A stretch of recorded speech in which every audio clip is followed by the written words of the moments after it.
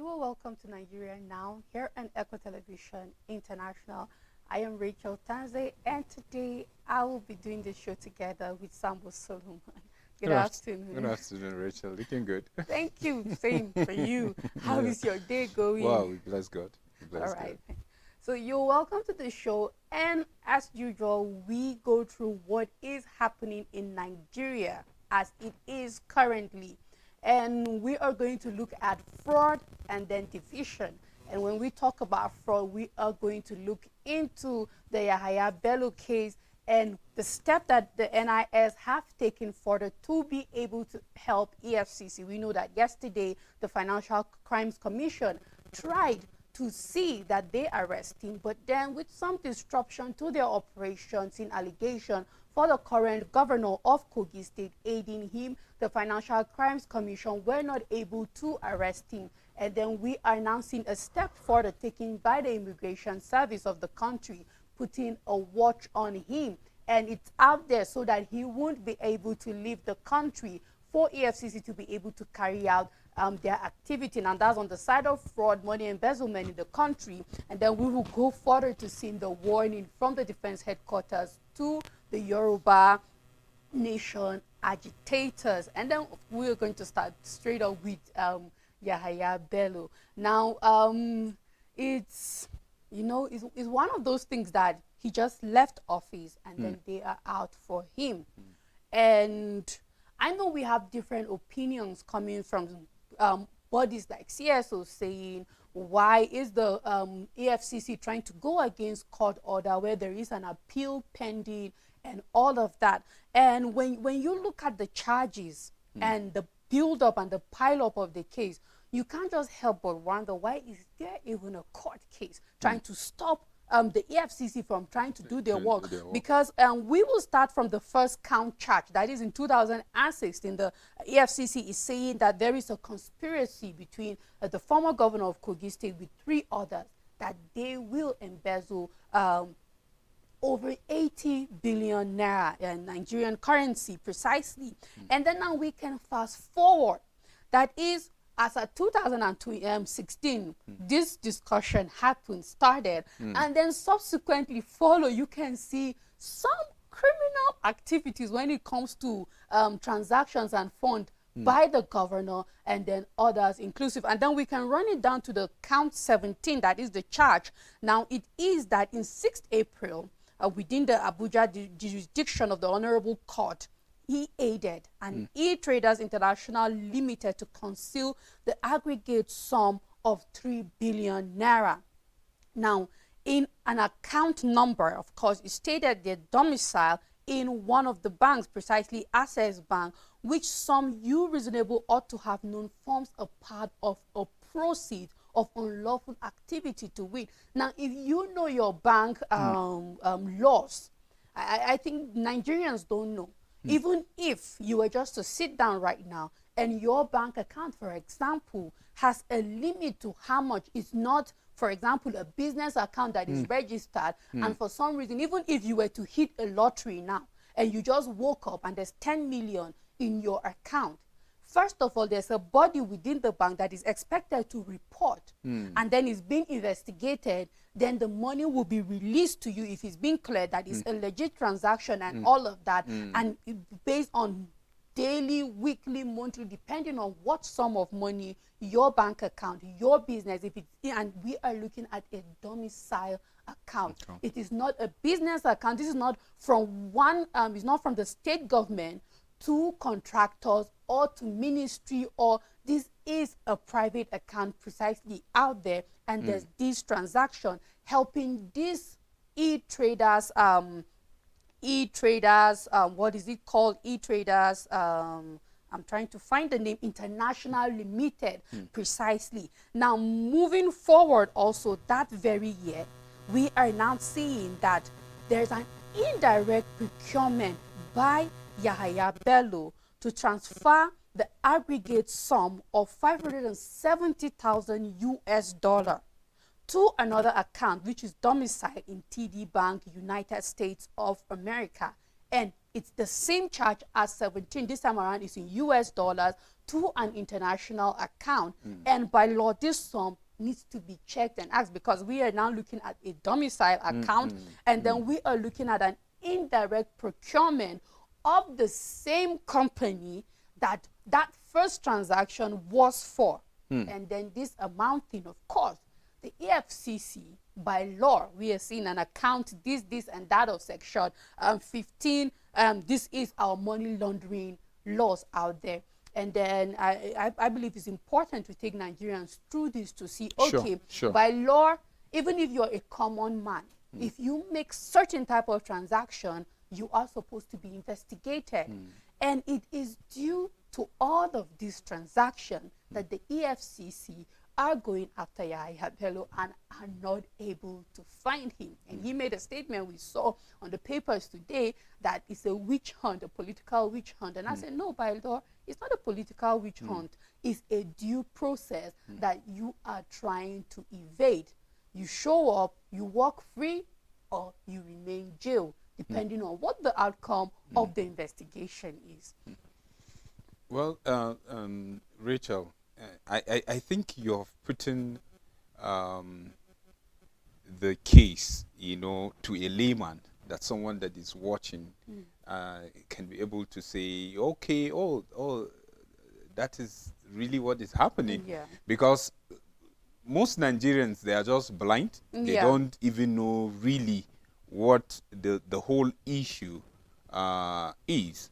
And then it's just a caption that some will just see on paper, and then they were like, oh, wow, the EFCC is looking for Yahaya Bello, or NIS, is saying this concerning him, and that's all. But just look at how you put it. But let me just see this. It's just quite unfortunate that in this part of the world, in our beloved country, the country that we love so much, that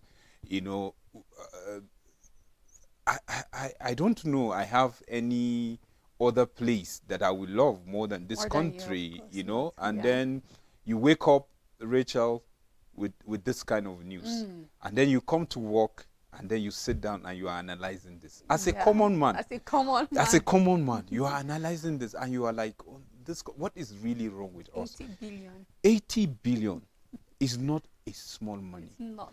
And then why is it that our leaders, when they are in office, they give us a different face, and immediately they are done with their tenure, it becomes something different. We begin to hear some kind news that are not palatable to the ears. And I celebrated Yahaya Bello. Yeah. Number one, because he was a youth, and then I feel this agitation of let's allow the youth to take over. What's that slogan? Now that you mentioned it, I've forgotten, but yes. Like the call for the youth to really take over, yes. because we are saying the old have refused to die, they have refused to allow us, to take over, and we are like, wow, somebody is coming, is youth, and then he will just come and make the difference. True. And he will clear the air by doing the right thing, based on what the old folks are saying, about that the us. Youth are not ready, the youth are lazy, the youth are this and that, and we are like, somebody is coming to just vindicate us. Yeah. But hear the story now. Any youth that is coming, whatever he's bringing, that thing will be questionable. Okay, let's look at it this way. He's talking a political witch hunt. Yes, he's nursing an ambition, because all of this thing, you can't take the issue of the tussle of that presidential political seat. No, okay. The chairmanship of the APC, the national chairmanship. Yes. All is that's why even he's saying it's a political winch hunt, because we I don't know what is our ideology when it comes to someone looking for an office and then someone trying to tarnish his image or trying to dig something to make the person look bad or try to disqualify the person. But we are not even talking the chairmanship position now. Okay, we are talking something went wrong during your tenure. Now there is a organization established by law to check financial transaction. From 0 naira, they check. Yes. From 0 naira to whatever, Yeah. they are being empowered. And now they are saying, there's this particular transaction, sir, that we want to check. Can you just come and explain? Why running? Exactly. Because, you know, just as you're making mention of the fact that linking it to the whole political witch hunt and all of that. And the question is, what if it's true? It is eventually a political witch hunt because we know that politics can be played dirty. And a lot of times we've seen it being played dirty. Yes. But then the bottom line is, if you didn't have this problem, it wouldn't even exist to be used against you in the first place.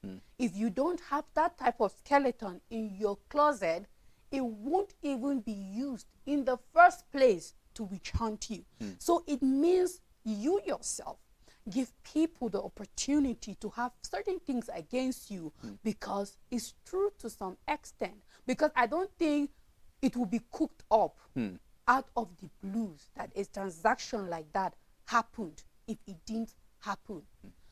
You don't just we don't just bring out what was not on the ground to the surface. If there was nothing on the ground, there can't be anything that will pop up at the surface. Yes. That is what this means entirely.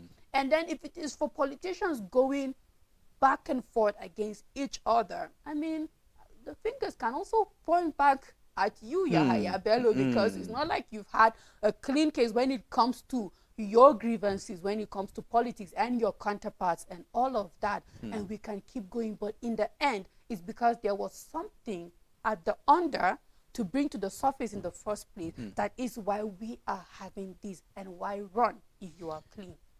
Very, very interesting question. If you know you are free, if you know your hands are clean, it's just questioning. Yes, it's questioning. Just avail yourself. Why dodging?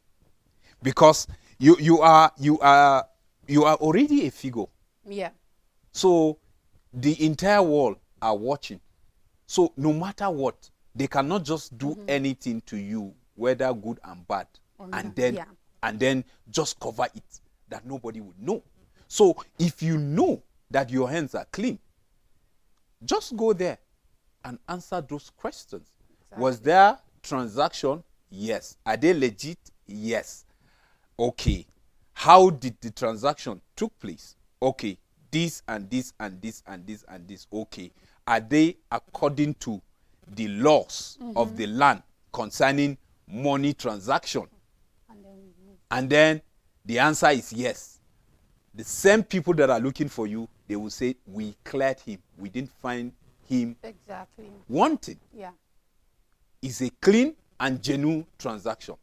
If they said, okay, it's a genuine transaction, but we notice there's this, there are some few gray areas that we feel it shouldn't have been. And then for this, you are to answer this and that. Definitely, the world would know.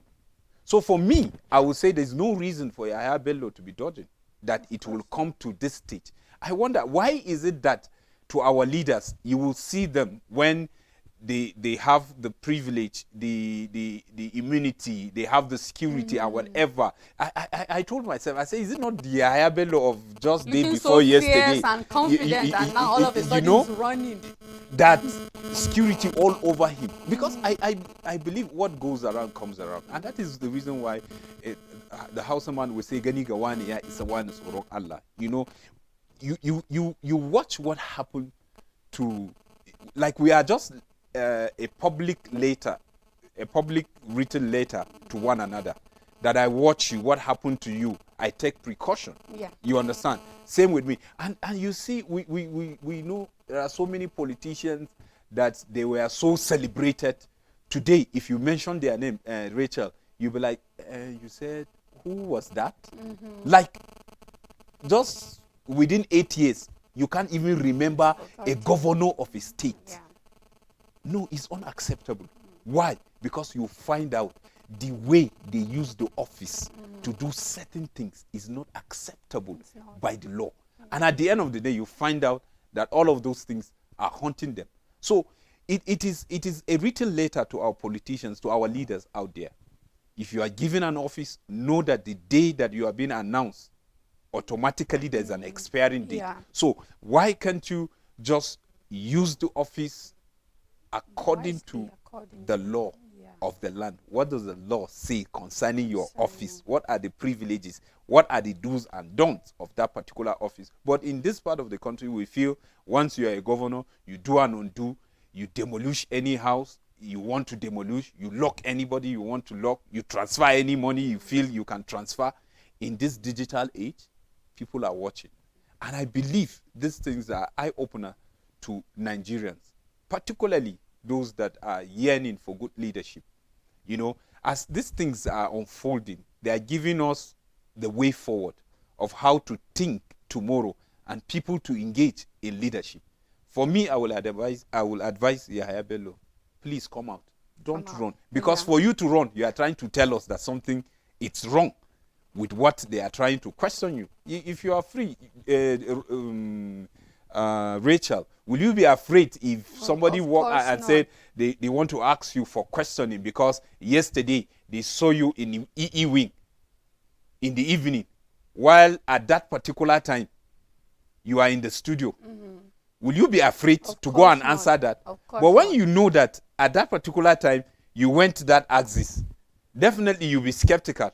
True. About even going there. So if you know there is nothing wrong, just come out. In fact, it will help you politically, because if definitely they clear you because somebody want to use that to blackmail you because you have an ambition, then definitely that will even give you an upper hand, because they will say, okay, so the man is even clear, but somebody is just using that politically to blackmail him. True. So why can't you use it to even gain political popularity if you know your hands are clear? So just come out and answer the question. Definitely, whatever you do, there will be time of question and answer. And I think for Abelo, this is the time. So let him just come and answer. And I just hope that what NIS is doing will eventually help EFCC in helping them, sustain him, so that he will not leave the country. I think I begin to see this synergy that we are talking about when it comes to the issue of ministries and parastatals. You know, we want to see this kind of synergy, because EFCC are looking for somebody that he will use a particular document that belongs to a particular agency and maybe move out. And then they are saying, okay, in case, unless these people clear him, we cannot allow him to use any document that will let him. So we're happy to see this kind of synergy, but it shouldn't stop at the Yahaya Bello, because we know there are so many people that are supposed to answer so many questions that, you know, they are just there. And then we would like to talk also about, you know, what the defense headquarters, the warning to the Yoruba agitators. And then no offense to the Yoruba agitators, but however, I'm just seeing like a baby IPOP like coming out of hiding. Not hiding, of course, but they have been out there. And whether we like it or not, there was once a time IPOP didn't look that much of a threat. We thought it was something that could just be brushed off and it would be a history. But we are still having them waxing strong and not moving grounds on what they stand for. And now we are beginning to have the Yoruba agitators becoming more vocal, because either way now Nigeria knows them. If it was just in Oyo, now everybody knows. Everybody knows that they even have a secretariat that was demolished by the government. Now everybody knows what their aim agenda, what their mission and vision is. Everybody now knows they have members, and they know that there are people in charge, sponsors, and all of that. And then whether we like it or not, it is something that needs to be changed. Because as small as it might be, it's now beginning to be loud. Because if it was just few Nigerians that know about them, now we have more numbers knowing about them. And either way, this is what certain group want. Because there was exchange of fire. They might not be terrorists yet, but there was violence involved in their activities in the past years, looking from 2023 now to what we are having that just happened in the Oyo State Secretariat recently. So I'm just looking forward to seeing the government really taming this, not only taming it, canceling, abolishing it, and just making sure that it doesn't exist, because we see that Afeni Ferre saying that forget them, it is not, no, it's something, and the government really need to step into it. Quickly, like not just step into it, like quickly, ASAP. Yeah. It is something of a great importance that Mr. President Bola Ahmed Tinubu, he should act swiftly, because when all this agitation started, the first thing that crossed my mind is presidency. Is presidency, because no matter what he will do today to make life easy for Nigerians, you know, people will not really see it like positively that way. Reason being that, okay, he's Yoruba, and these Yorubas are now coming. So the question that people will start asking, these Yoruba agitators, the question that Nigerians will start asking, is it that because Tinubu is the president of the country? Is it that it's a game plan so that when he becomes president, it's going to be easier for them to get what they are asking for, or to be tolerated? So people will begin to ask so many questions. And before you know it, you know, the way they are going to treat this issue is going to determine whether IPOP will die, or another group will spring up from the north. We hope not. And not just north, maybe northwest. Yes. And maybe north central. Yeah. You understand? And then I don't think if we see this kind agitators coming, like northeast, northwest, north central, I don't think the center can contain it. Of course not. And you see, talking about agitation, let's look at the root cause. It's bad governance. Yeah, it is. With good governance, you won't hear all of these things. Of course not. And I just pray that Tinubu will use wisdom, now that he's the president and these things are happening, find a common ground and unify this country. And he can only do that. He can only do that by giving Nigerian confidence, by giving them hope, by him treating Nigerians well. Yeah. And then bringing all together, because I believe in one of his campaigns he talks about unifying this country. He did. He did. And then we really want to see that. Good governance is what Nigerians are looking for now. This is the best strategy he can use. Yeah, it is. To silence everybody, and then he will write his name with gold. Yeah. So good governance is key. He should not neglect that, because when you talk about agitation, it's bad governance that brings all of these agitations coming from left, right, center. So give us good governance, you will deal with it. Because if he didn't treat this thing very well, I don't think his next term possibility of is not really, it's not there. Yes. Yeah. Well, Sambu Solomon, thank you so much for doing this with me. I believe the take home there for our viewers is that good governance is what we need. When we look at the fraudulent issues, it still boils back to good governance. And then when we look at the Yoruba nation agitators, it's still all about good governance. So we just hope that the Bola Ahmed Tinubu's administration will wow us with good governance and give Nigerians no reason whatsoever to want to move out or see the country divided. Until we come your way next week, do have a great weekend. Goodbye. Thank you.